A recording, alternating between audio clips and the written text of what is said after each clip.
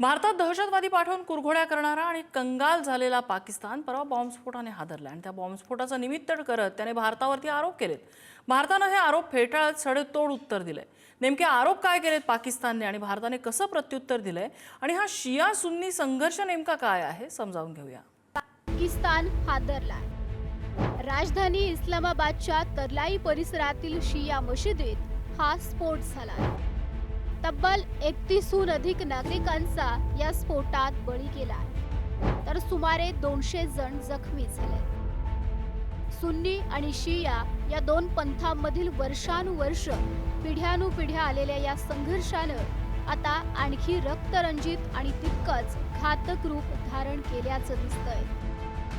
या घटनेला विविध दहशतवादी गट, संघटना, आंतरराष्ट्रीय राजकारण जबाबदार असतानाच पाकिस्तानने मात्र भारताकडे बोट दाखवलंय। दुसरीकडे भारताने या घटनेतील मृतांविषयी सहवेदना व्यक्त करत घटनेचा निषेध नोंदवत सर्व आरोप फेटाळून लावले। हल्ल्यात भारत आणि अफगाणिस्तानचा सहभाग, पाकिस्तानचा आरोप फेटाळून लावतो भारतीय परराष्ट्र खात्याचं उत्तर, हे आरोप निराधार आणि निरर्थक आहेत। परराष्ट्र खातं पाकिस्तान स्वतःचीच फसवणूक करत आहे। परराष्ट्र खात्याचं स्पष्टीकरण, जीवितहानीबद्दल भारताकडून तीव्र संवेदना व्यक्त। पाकिस्तानच्या मशिदीत झालेल्या या स्फोटामागे शिया सुन्नी हा पारंपरिक संघर्ष जरी निमित्त असला तरी त्याला मध्य पूर्वेतील संघर्षाची किनार आहे। इराण हा शियांच्या बाजूला आहे, तर सौदी अरेबियासह मध्य पूर्वेतील अनेक मुस्लिम देश सुन्नींच्या बाजूने आहेत। आयसिस आणि तेहरीक-ए-तालिबान या संघर्षाचा फायदा उठवत नागरिकांमध्ये दहशत निर्माण करू पाहतात। या दहशती आडून तालिबानी विचार पेरण्याचा त्यांचा प्रयत्न दिसतो।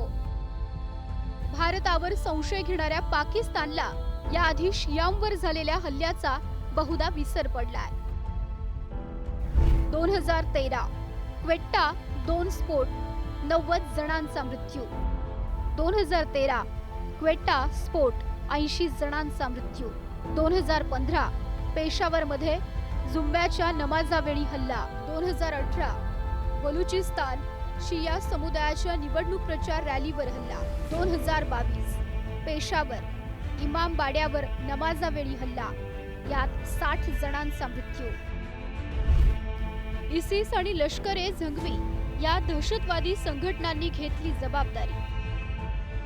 दहशतवादाला, कट्टर विचारांना खतपाणी घालणाऱ्या पाकिस्ताननं आजवर भारतावर अनेकदा हल्ले केले, अनेक निष्पापांचे बळी घेतले।